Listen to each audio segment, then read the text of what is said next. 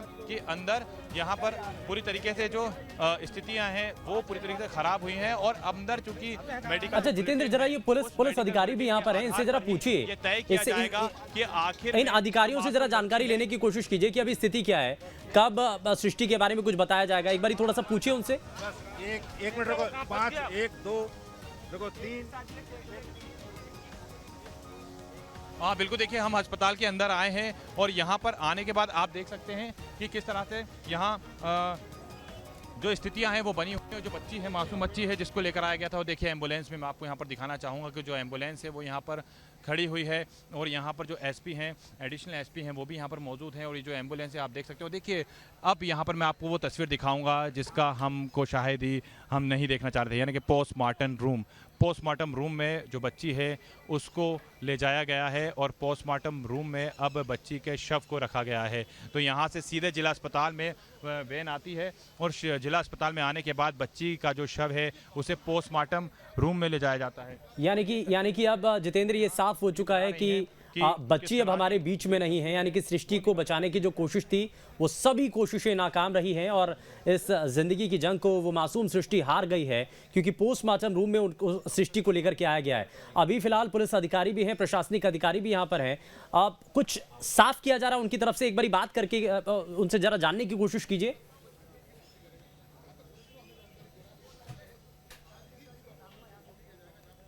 बिल्कुल, देखिए अभी तो अगर हम बात करें तो यहाँ पर अभी चूंकि देखिए बच्ची को लेकर आया गया है, उसके शव को लेकर आया गया है, जो पोस्टमार्टम का रूम है वहाँ पर बच्ची को रखा गया है और ऐसे में अब जो उसका पोस्टमार्टम है वो चल रहा है और इस पोस्टमार्टम की रिपोर्ट में ये पता चलेगा कि आखिर बच्ची की जो मौत की वजह थी वो क्या थी। तो यहाँ पर यही जो चीज़ें हैं वो देखने को मिल रही हैं कि आखिर जो नहीं सोचा था वो हो गया। और इसके पहले भी कई बार बोरवेल में जो रेस्क्यू ऑपरेशन किए गए हैं उसमें इसी प्रकार की जो तस्वीरें हैं वो सामने निकल कर आई हैं। एक बार फिर से वैसा ही तस्वीर निकल कर आई है, भले ही जिला अलग हो, भले ही स्थान अलग हो, लेकिन आखिरकार परिणाम वही निकला जो नहीं सोचना चाहिए था, जो नहीं सोचा गया था। कहीं ना कहीं कुछ लापरवाहियां जरूर रही हैं और ये लापरवाही इतनी बड़ी हो जाएगी, ये नहीं सोचा गया था कि एक बार फिर से एक मासूम को अपनी जिंदगी की जंग हारनी पड़ेगी। लगातार रेस्क्यू ऑपरेशन चलाया गया, डिले भी हुआ, कई प्रोसेस की गई, कई बार हमने देखा कि किस प्रकार से बाय हुक सिस्टम को से निकाला जाता है, फिर बच्ची वापस नीचे चली आती है। तो कहीं ना कहीं जो पूरी तरीके से जो तैयारी, जो प्लानिंग करनी थी, उस प्लानिंग पे कहीं ना कहीं अब जो सवाल हैं वो भी उठ रहे हैं। और यही वजह है कि आज जिस बच्ची को इस जिला अस्पताल के अंदर चेकअप कराने के लिए ले आया जा रहा था, उसे इस पोस्टमार्टम रूम के अंदर लेकर आना पड़ा है। तो ये तस्वीरें अपने आप में इस समय काफ़ी ज़्यादा गंभीर और काफ़ी ज़्यादा डरा देने वाली हो जाती हैं। देश में दुआओं का दौर जारी था, देश ये दुआ कर रहा था कि मासूम बच्ची को बोरवेल से सकुशल बाहर निकाला जाएगा, लेकिन कहीं ना कहीं जो दुआओं का असर था वो ऐसा लगा कि वो इस बार नहीं हो पाया और एक बार फिर से जो मासूम सृष्टि है वो जिंदगी की जंग हार गई है। तो इस समय अपने आप में ये बड़ी खबर है कि जिस मासूम को लेकर पिछले 48 घंटे से ज़्यादा समय तक रेस्क्यू ऑपरेशन चलाया गया, दावे किए गए, वादे किए गए कि निकाला जाएगा, जल्द से जल्द निकाला जाएगा, सकुशल न बाहर निकाला जाएगा, आखिरकार वो सृष्टि जिंदगी की जंग हार जाती है। बिल्कुल, और सृष्टि जो है जिंदगी की जंग हार जाती है। अब उन सभी जो प्रयास किए गए थे, जो कोशिशें की गई थी, जो उस वक्त चीज़ों को आजमाया गया था, जिस प्लानिंग के साथ प्रशासन की टीम मौके पर पहुंची थी, उन प्लानिंग को लेकर के भी अब सवाल उठ रहे हैं, क्योंकि जिंदगी की जंग मासूम सृष्टि जो है वो हार चुकी है।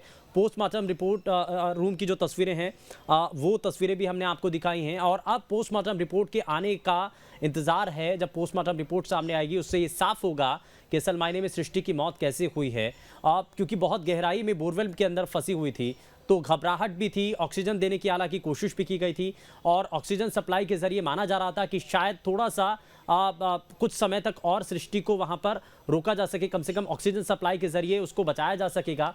लेकिन वहां क्योंकि ये भी बताया जाता है कि जिस गहराई में, बोरवेल की गहराई में सृष्टि जाकर के फंस गई थी, लगभग 150-55 फीट नीचे वहां पर पानी भी था। तो ये फिलहाल देखना बड़ा ज़रूरी हो जाता है कि सृष्टि की मौत का कारण असल मायने में क्या था। जरा मैं वापस जितेंद्र आपका रुख कर रहा हूं, क्योंकि ये अस्पताल के अंदर की तस्वीरें हैं, प्रशासनिक अधिकारी यहां पर मौजूद हैं, आधिकारिक तौर पर अभी तक साफ नहीं किया गया है, लेकिन फिलहाल जिस तरीके की तस्वीरें और जिस जगह पर आप खड़े हैं वो फिलहाल कुछ यही इशारा कर रहा है कि सृष्टि अब हमारे बीच में नहीं है। हालांकि पोस्टमार्टम के होने के बाद, रिपोर्ट आने के बाद ये सब कुछ साफ हो पाएगा कि असल मायने में सृष्टि की मौत की वजह क्या रही है, कारण क्या रहे हैं। लेकिन शुरुआत में जो कमियां थी जिसके बारे में आप बता भी रहे हैं, प्रशासनिक अधिकारियों की इस रेस्क्यू ऑपरेशन में जो चूक रही है, क्या बड़ी वजह रही, क्या नजर आता है जो लोगों के द्वारा बताया गया, जो परिवार के लोगों ने कहा?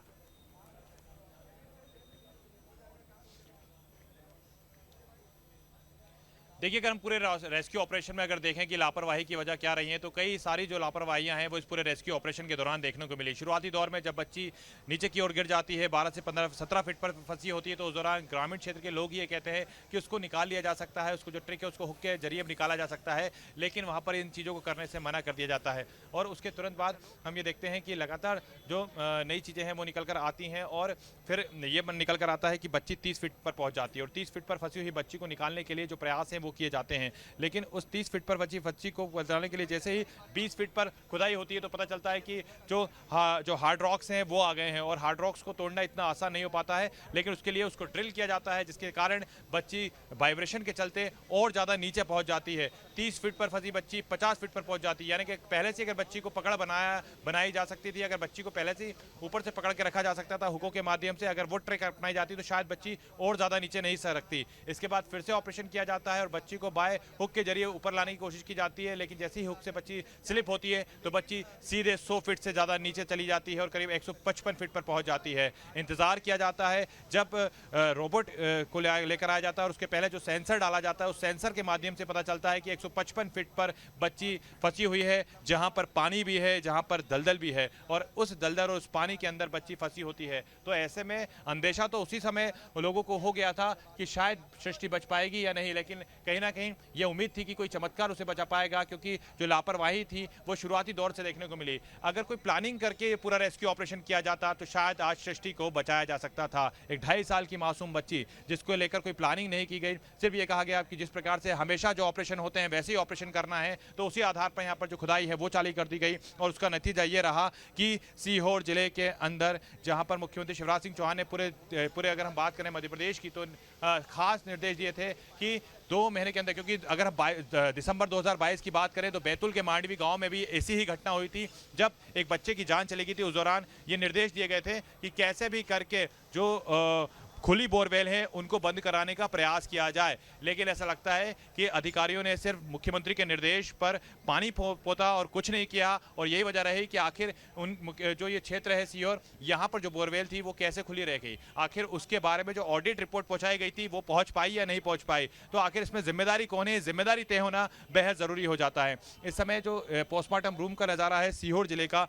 वो आप देख सकते हैं कि लगातार यहाँ पर जो पूरा जो रेस्क्यू के बाद जो मासूम बच्ची थी जिसको लेकर आया गया था, अब उसका जो पोस्टमार्टम अंदर चल रहा है, अब रिपोर्ट आनी बाकी है। ये माना जा रहा था कि बच्ची की जो मेडिकल रिपोर्ट है वो निकल कर आएगी, लेकिन ये शायद ही किसी ने सोचा था कि बच्ची की पोस्टमार्टम रिपोर्ट निकल कर आएगी, और उस पोस्टमार्टम रिपोर्ट में अब ये जानना होगा कि आखिर बच्ची की मौत के कारण क्या रहे हैं, आखिर ऐसी क्या चीज़ रही कि जिससे बच्ची की जो है वो मौत हुई है। तो अपने आप में ये समय की बड़ी खबर है कि जहाँ एक और लगातार हम देख रहे थे कि ये प्रयास किए जा रहे थे कि बच्ची को बाहर निकाला जा सके, तो आखिर उस बच्ची को बाहर क्यों नहीं निकाला गया, आखिर उस बच्ची को लेकर जो प्लानिंग थी वो क्यों नहीं की गई, और आखिर वो मासूम सृष्टि जो पहले से काफ़ी कम फिट पर थी वो काफ़ी गहराई में कैसे पहुंच गई। तो ये तमाम जो सवाल है वो सृष्टि की मौत के बाद अब कहीं ना कहीं उठने लगे हैं।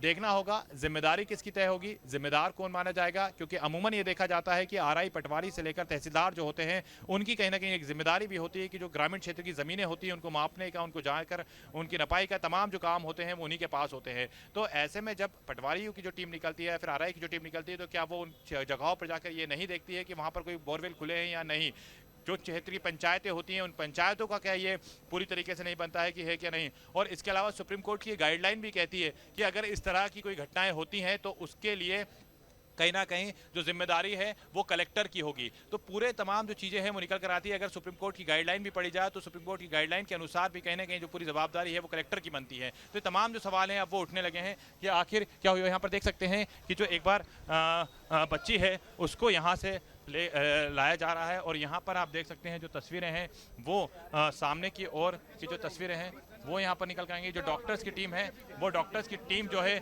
अब वो बात करेगी और उनसे हम बात करेंगे क्या हुआ, वजह क्या निकली।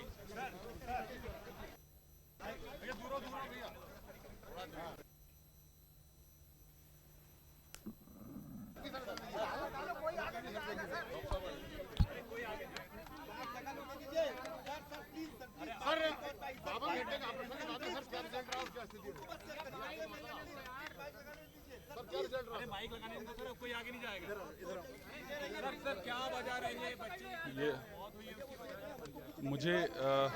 मुझे आप सब लोगों को बहुत दुख के साथ सूचित करना पड़ रहा है कि लगातार इतने प्रयास होने के बावजूद भी, सब तरीके के प्रयास करने के बावजूद भी अनफॉर्चुनेटली हम लोग बच्ची को नहीं बचा पाए हैं। और बच्ची को बचा पाना हम लोग नहीं बचा पाए हैं, बहुत ही अनफॉर्चुनेट है। और बॉडी का जो पोस्टमार्टम है वो 2 डॉक्टर की टीम के द्वारा किया गया, जिसमें एक महिला डॉक्टर भी शामिल हैं। पोस्टमार्टम के अनुसार बॉडी काफ़ी डिकम्पोज स्टेट में है और बहुत ही अनफॉर्चुनेट है कि हम बच्ची को नहीं बचा पाए। ऐसा नहीं लगता कि मुख्यमंत्री का जिला है लेकिन उसके बावजूद भी एक फेल्यूर या प्रशासन का रहा है। हाई इक्विपमेंट दूसरे राज्यों से बुलाए जा रहे हैं, आपके पास नहीं है, एक बड़ा फेल्यूर। ये सब चीज़ों पे अभी मैं कमेंट नहीं करना चाहता। ये हम सब के लिए बहुत ही दुख और संवेदना की घड़ी है और मैं चाहता हूं कि हम परिवार के साथ सब लोग साथ खड़े रहें। और उसके लिए एक डिटेल्ड जांच की जाएगी। पोस्टमार्टम की रिपोर्ट आने के बाद एक विस्तृत जांच करेंगे। बॉडी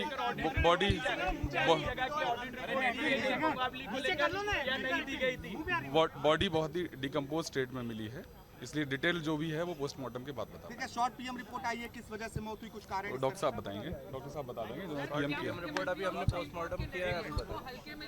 सांस की गति रुकने के कारण मृत्यु हुई। आप बोल दीजिए। शॉर्ट पीएम रिपोर्ट में क्या निकल कर आया अभी तक? सांस की गति रुकने के कारण मृत्यु हुई है बच्ची की। दम घुटने।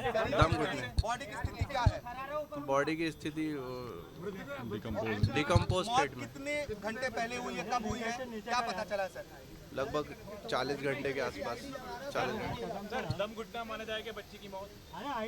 जी सर, क्या जिसका खेत उस पर कार्रवाई की गई? बिल्कुल, उस पर वैधानिक कार्रवाई करेंगे, FIR करेंगे। जी बिल्कुल। अब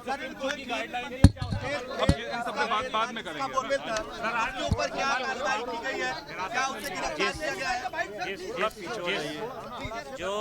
जिसके खेत में ये बोर हुआ था, जिसको ढका नहीं गया था, उस व्यक्ति के विरुद्ध हमने FIR पंजीबद्ध करी है और उसको अरेस्ट किया है। और जो पीएम रिपोर्ट प्राप्त हुई उसके बाद जो धारा है उसको इजाफा किया जाएगा और उसको जेल भेजा जाएगा। जुर्माना भी वसूल रहे क्या? पहले आपने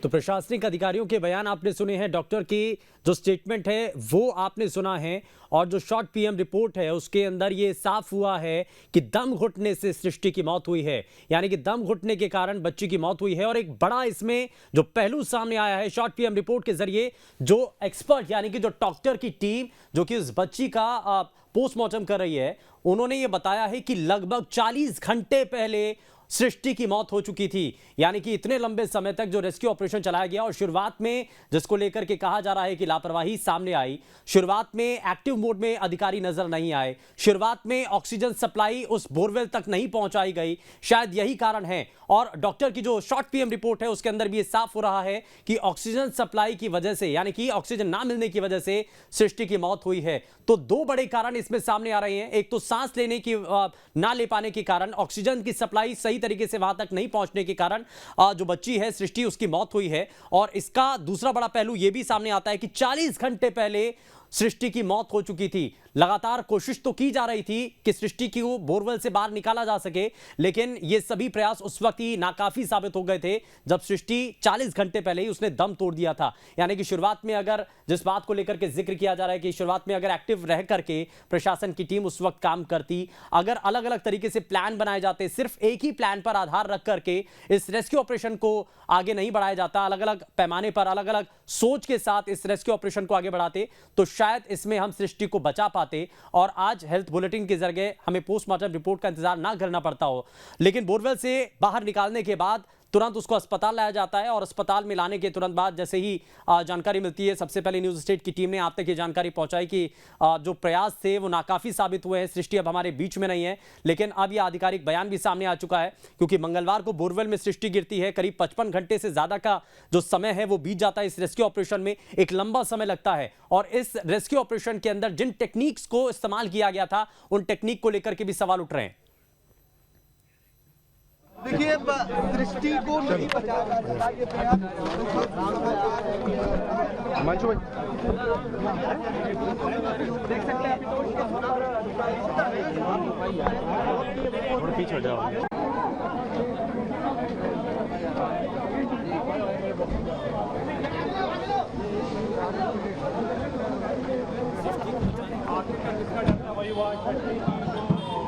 अगर उसकी बाइट करना है सिग्नल को बोरवेल में गिरती है सृष्टि और 55 घंटे से ज्यादा समय तक रेस्क्यू ऑपरेशन चलता है। उसको बचाने के लिए लगातार प्रयास किया जाता है, लेकिन जिस तरीके की टेक्निक्स का इस्तेमाल किया गया था उसको लेकर के अब सवाल उठ रहे हैं। बार बार यही सवाल उठ रहे हैं कि आसपास के लोग और ग्रामीण खास करके परिवार के लोगों ने भी ये बताया कि बच्ची जो है ज्यादा गहराई में नहीं है, उसको वहां से बाहर निकालना थोड़ा सा आसान हो सकता है, लेकिन शायद उसमें उस वक्त टेक्निक का इस्तेमाल नहीं किया गया था और इसी वजह से बच्ची जो है वो और भी ज्यादा नीचे खिसक करके चली जाती है और बड़े गहराई में लगभग 155 फीट गहराई बोरवेल में जाकर के वो फंस जाती है। और ये बताया जाता है कि बोरवेल के नीचे पानी भी भरा हुआ था और दम घुटने की वजह से, सांस ना आ पाने की वजह से सृष्टि की मौत हुई है। हालांकि 40 घंटे पहले ही सृष्टि की मौत हो चुकी थी। ये एक और शॉर्ट पीएम रिपोर्ट के जरिए ये बात सामने आई है। हालांकि पूरी तरीके से विस्तृत जब पोस्टमार्टम रिपोर्ट सामने आएगी उसमें हर एक पहलू के बारे में बताया जाएगा क्या क्या कारण रहे हैं। लेकिन वापस से जरा अपने संवाददाता जितेंद्र के पास आपको लिए चलते हैं। जितेंद्र, जरा वापस से जरा, क्योंकि आधिकारिक इस पर बयान सामने आ चुका है, डॉक्टर्स ने बताया है कि बच्ची की जो मौत है वो दम घुटने की वजह से हुई है। अगर ऑक्सीजन सप्लाई शुरुआत में सही तरीके से वहां पर मुहैया कराई जाती तो शायद सृष्टि को बचाया जा सकता था। शायद जिन टेक्निक्स का इस्तेमाल किया गया अगर उसके अंदर बदलाव किया जाता, किसी और दूसरे रास्ते के जरिए या किसी और दूसरी टेक्निक का अगर सहारा लिया जाता तो शायद बच्ची को बचाया जा सकता था। कई ऐसे पहलू, कई ऐसे सवाल है जो कि अब उठ रहे हैं। जितेंद्र,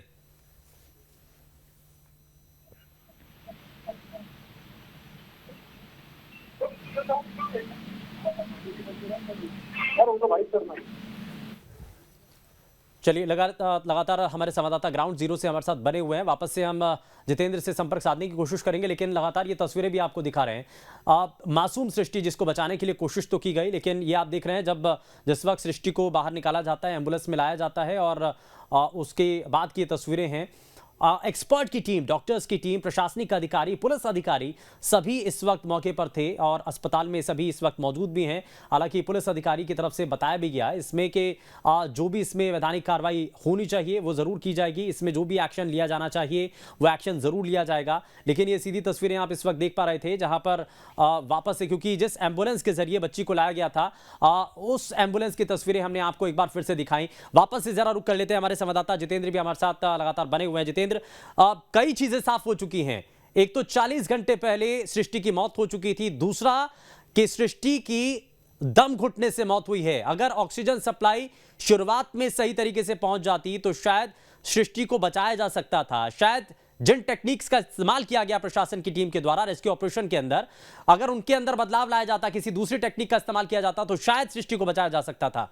ये कई सवाल हैं जो कि अब उठ रहे हैं।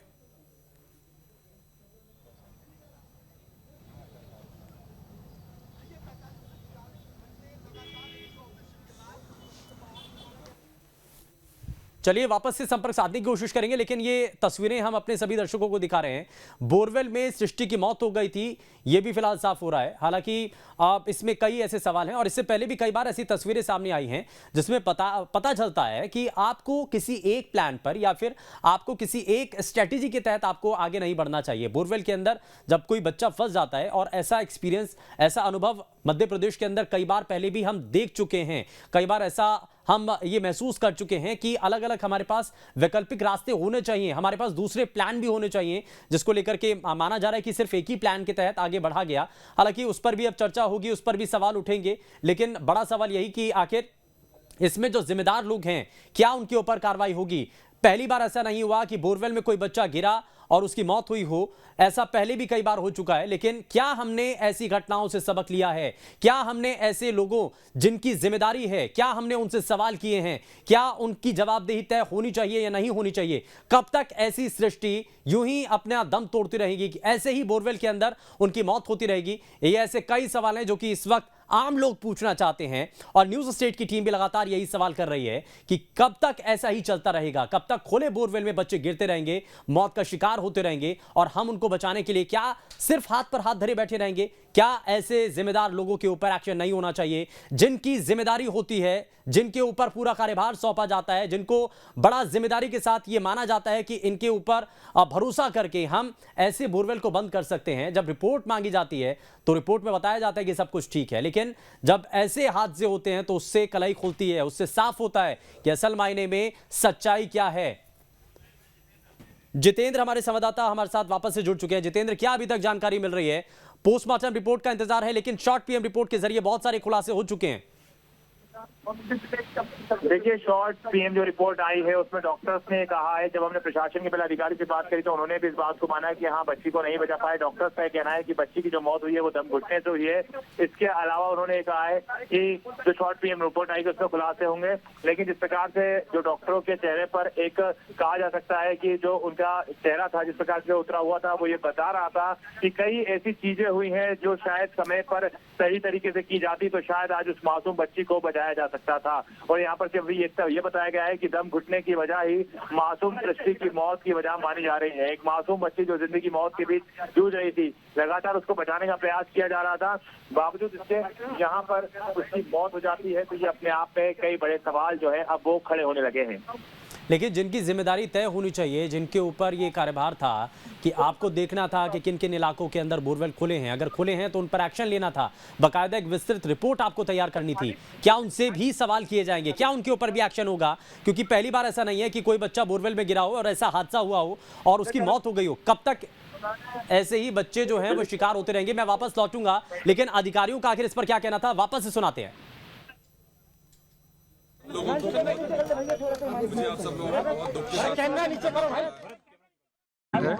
और बॉडी का जो पोस्टमार्टम है वो 2 डॉक्टर की टीम के द्वारा किया गया, जिसमें एक महिला डॉक्टर भी शामिल हैं। पोस्टमार्टम के अनुसार बॉडी काफ़ी डिकम्पोज स्टेट में है और बहुत ही अनफॉर्चुनेट है कि हम बच्ची को नहीं बचा पाए। सर, क्या लगता है कि मुख्यमंत्री का जिला है, लेकिन उसके बावजूद भी एक फेल्यूर या प्रशासन जिला प्रशासन की इसमें हामी नहीं देखते आप सब? बुलाए जा रहे हैं, आपके पास नहीं है, एक बड़ा फेल्यूर। ये सब चीज़ों पे अभी मैं कमेंट नहीं करना चाहता। ये हम सब के लिए बहुत ही दुख और संवेदना की घड़ी है, और मैं चाहता हूं कि हम परिवार के साथ सब लोग साथ खड़े रहें। और उसके लिए एक डिटेल्ड जांच की जाएगी। पोस्टमार्टम की रिपोर्ट आने के बाद एक विस्तृत जांच करेंगे।